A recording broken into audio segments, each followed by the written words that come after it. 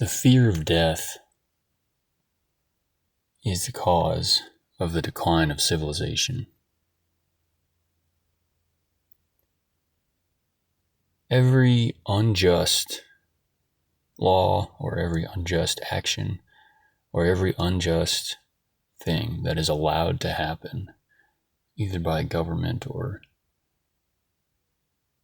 whatever system of power exists,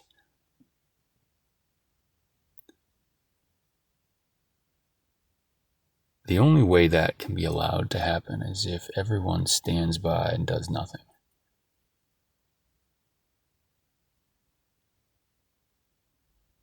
Today, people, above all else, seem to be afraid of death or even afraid to go to jail.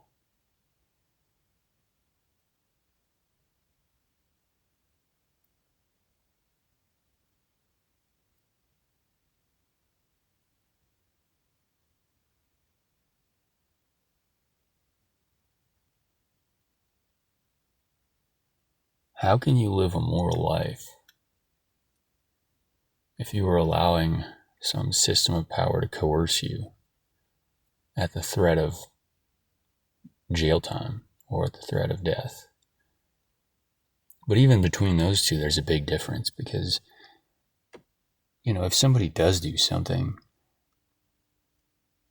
that is right, but that's against the law, or that is a threat to the power of the system, they will usually allow themselves to go to jail.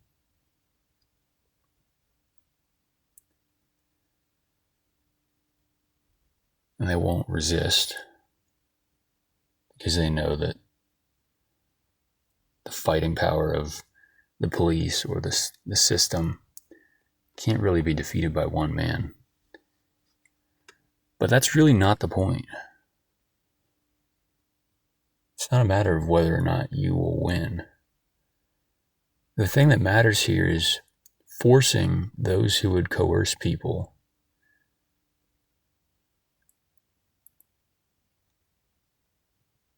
to come face to face with what that actually means.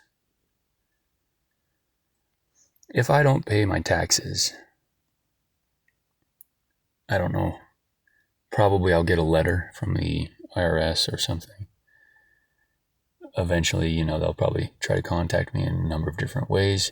Maybe they will, try to seize money from my, paycheck.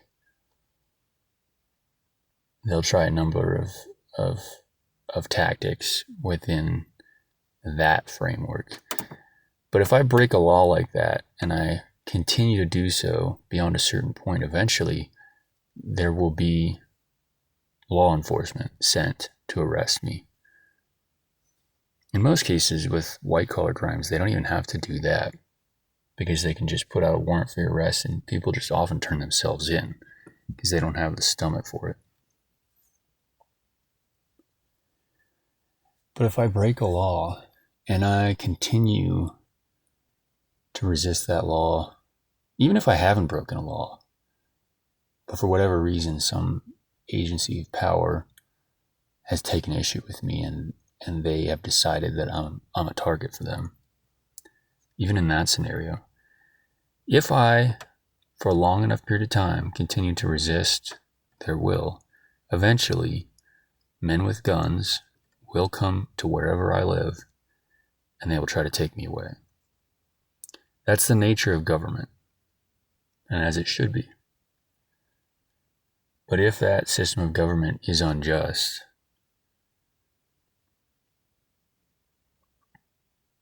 why should you allow them to take you away?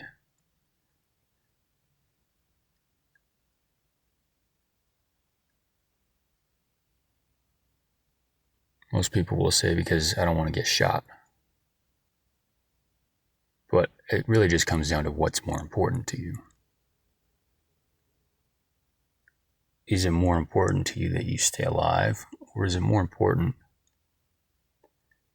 that you stay true to whatever it is that you believed in?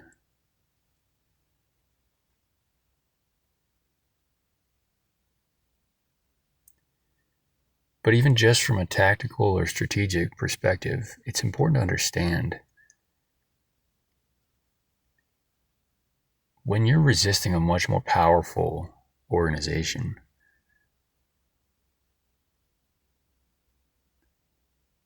people don't really acknowledge this, but there's a tremendous amount of value in forcing their hand.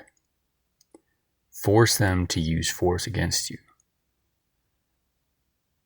Make them face what it is that they're actually doing. Because if you ask the average person, okay,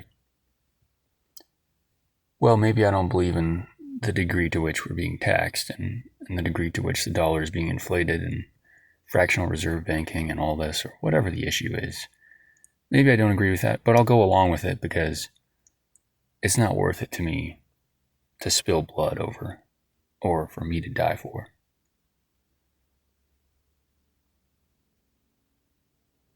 But that same person who's kind of passive about it, if they saw the government show up at somebody's door who was resisting, and the government attempted to arrest that person, and that person resisted, responded with violence, knowing that they were going to die. And that's exactly what happened. All of a sudden, that becomes a bigger story. But more importantly, it forces the people, first of all, it forces the actual foot soldiers, whether it's cops or whatever organization it is, it forces them to come to terms with what it is they're being asked to do, ordered to do. Or if you, let's say, it could be anything. Imagine during COVID, somebody, refused to stay inside or whatever the rule was in a particular area. And that cop is being sent to arrest this person. Okay. What if this person fights back? Are you, as a law enforcement officer, now willing to use deadly force, which is what's going to be required to take this person into custody, because they did not see that law, whatever that law was, as just? And for some things, the answer will be yes. For a lot of things. But if and when a system of government is imposing laws on you, or a system of power on you that is so egregious, whatever that looks like, that it is worth fighting over,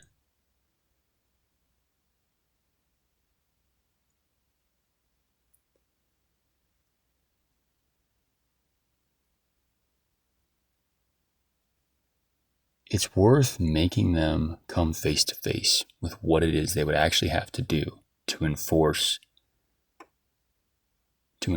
their chicanery.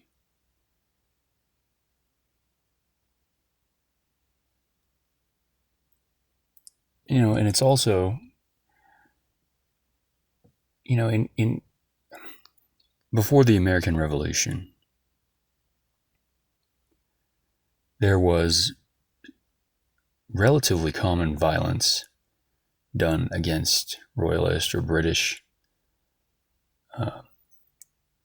officials or officials in the states who were enforcing royal law, particularly taxation without representation. People would attack these officials' homes and destroy property. People would get tarred and feathered. Obviously, the Boston Tea Party is famous. There was a riot where they destroyed lots of merchandise. But think about the fact that if you're an official in that time period, in that area, and you're being told to enforce a set of rules that are wildly unpopular among the people on whom you're expected to enforce them, in that society, you're going to have a second thought. You're going to have at least a little bit of hesitation, because it's going to occur to you that if you do this, so whatever this is that is so egregious to the population on which you're trying to exact it, there's a chance that that population is going to riot. But more than that, there's a chance it's going to be a targeted riot against you. You know, the rioting, protests and riots that we have today, they're just like impotent, pathetic excuses for people to go outside and have fun.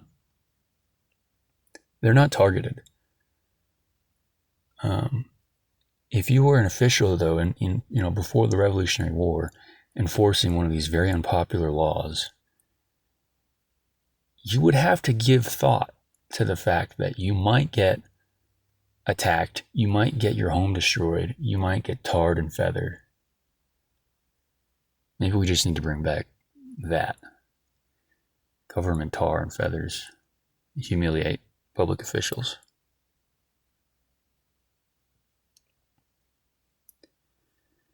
It's true that in a sound government, the officials have the power. And maybe that's as it should be. But in a government where there's no respect for the governed,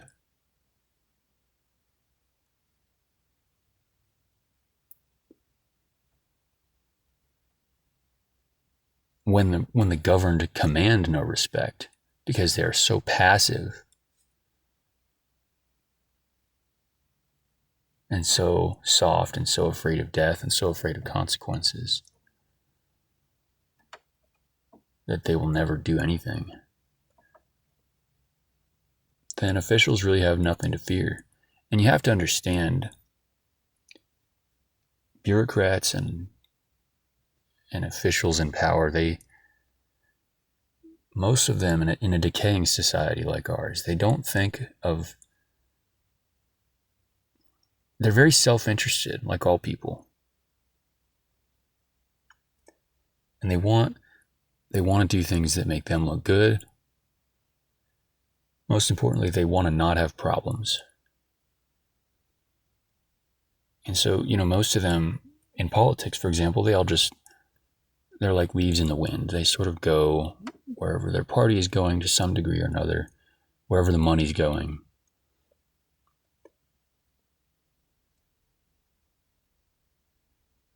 But some lines that shouldn't be crossed, you almost have to have violent enforcement of those lines not being crossed.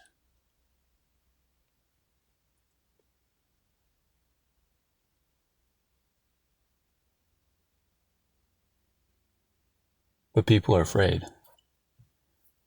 It's just, the average person, it's just more important to them that they will just keep whatever little bit of wealth they've managed to acquire.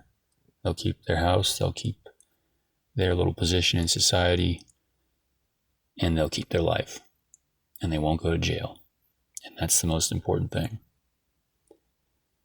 And then everyone wonders why everyone's depressed and anxious. Well, the reason is because you're not living truthfully according to a coherent set of principles. You betrayed yourself and sold your soul every day of your adult life by not doing anything or saying anything when injustice was being done. And you sold your soul for nothing. You have nothing to show for it. You have what? A house, a stable job, and a family that hates you? And a job that you hate? Is there anyone in your life you even respect? Most people don't even respect themselves. And they shouldn't. That's the thing. In your subconscious, you cannot fool yourself. No one will ever respect himself. No man will ever respect himself if he's lived his whole adult life passively going by with just whatever society throws at him. He never takes issue with it, and he never stands up for anything, never stands up for himself. That's a man with a dead soul, if he ever had one to begin with.